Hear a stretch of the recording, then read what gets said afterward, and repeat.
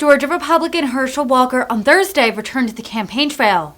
This comes after his contest against incumbent Democratic Senator Raphael Warnock moved to a runoff.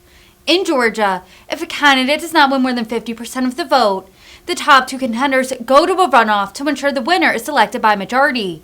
Sticking mostly to his stump speech, Walker sounded an optimistic tone while continuing to lay into Warnock. Walker was accompanied by Texas Senator Ted Cruz and will attack the wealth of top Republicans desperate to win the Senate seat and perhaps the balance of power in the upper chamber. He didn't tell you that, did he? He didn't tell you that he said he wants every kid to get that education. He didn't tell you he voted against that. Let me tell you the reason he didn't tell you. Because the teachers union is one of his biggest fundraisers. Yeah. He didn't want to hurt the teachers union. Y'all know the leader of the teachers union make over $500,000 a year. And the average teacher, what do they make? $50-something thousand. So that means that she's making almost 9 times as much as the average teacher's making. So he didn't want to tell you that he don't want a kid to get an education. What he wanted to do is he wanted the teachers union to support him. I'm telling you right now, no. Let's give every kid an education. Let's pay teachers more, but then we also going to put money in the kid, not in that institution. Let's give a kid an opportunity to get that education. That's what I want. And then he want to tell you, because he was with the Black Lives Matter, Black Lives do matter, but all lives matter. Victims' lives matter. Everybody's lives matter. Oh, he said, and this is what he said. I'm not saying it. This is what he said. He said a doctor, a patient, and the government can't be in the same room. Y'all know his abortion stance. And I said, wait, sir, there's a baby in that room too. Did he forget about that? A baby there too. Wait. He's a pastor. And then nobody want to call him out. Well, I'm going to call him out. True.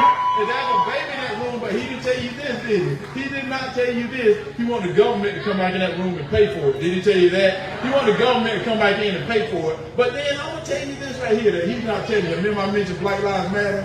Do you know the majority of the babies aborted in Atlanta are black? So what is he doing? So that's what I'm trying to tell you. He is a hypocrite. He's not telling you that. He's a hypocrite. He's not telling you the truth. And he's going to continue to be that hypocrite, that wolf in sheep clothing. Because he's not telling you this either.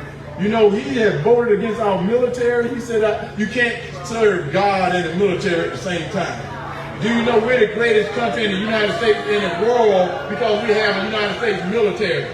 But yet they bringing pronouns. They're bringing pronouns in our military. So his pronoun is going to be former senator. Pronoun. That's his pronoun. Former senator. That's his pronoun. Because let me tell you what I want to do. What I want to do, I want to support our military and give them all the resources that they need to get their job done. Not bringing pronouns into our military. We're not going to bring no pronouns to our military. You serious? And then we letting them get away with this stuff. That's lying to you.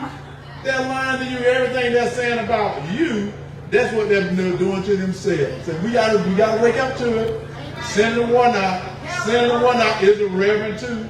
You heard him. He's a reverend too. Whenever he gets feeling guilty, you start bringing his reverend into the situation.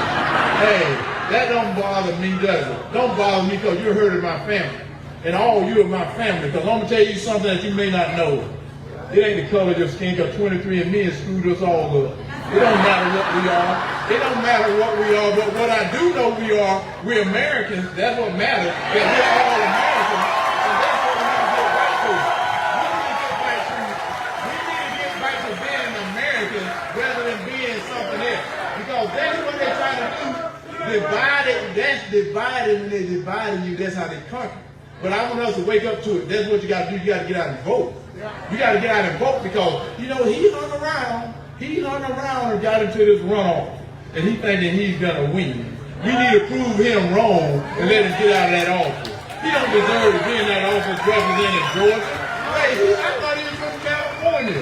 The way he was voted, I thought he was from California. That's where most of his donor money comes from, is California. Oh, no, New York. And let me tell you, he didn't tell you this either. Do you know he had an opportunity to get almost $1 billion contract to do a job here in Marietta, Georgia? But you know what he did? He gave it to Chuck Schumer to do a rail system. Yeah, he gave it to Chuck Schumer. He not telling you that, is he? He been over for Chuck Schumer. And then you see Chuck Schumer talking about him on that air tour mark. He was talking about it to the president, told him he was going to lose. And he know he's going to lose, and he don't know that those guys don't like him. They just using him for his vote. And he voting right along with him. I told him, you better stand up straight, Senator. Get off your knees and let them do whatever they want to you. Get up and stand up. Stand up for the great people of Georgia. Stand up. You know, he maybe, I don't know him that well, because I tried to shake his hand after that debate. He couldn't wait to get out of that room. He couldn't wait to get out. I wouldn't wait either, because I became the adult in the room because I took him to school. Did y'all see that? I took him to school. And then maybe now he'll realize that he got to get off his knees, that begging them to do things for him and start representing Georgia the right way. Less than 2 years. Y'all see what he's done to this country. Less than 2 years, he's done it to you, and he's going to do it again. He has for 6 more years. 6 more years. I tell you what, we can't recover from that. We cannot recover from that. And then you hear this? Joe Biden, they told us that, President, you're headed in the wrong direction. What are you going to do? Nothing. He said nothing. 70% we're not going to do nothing. So this is what we're going to have. You're going to continue to have the high gas prices.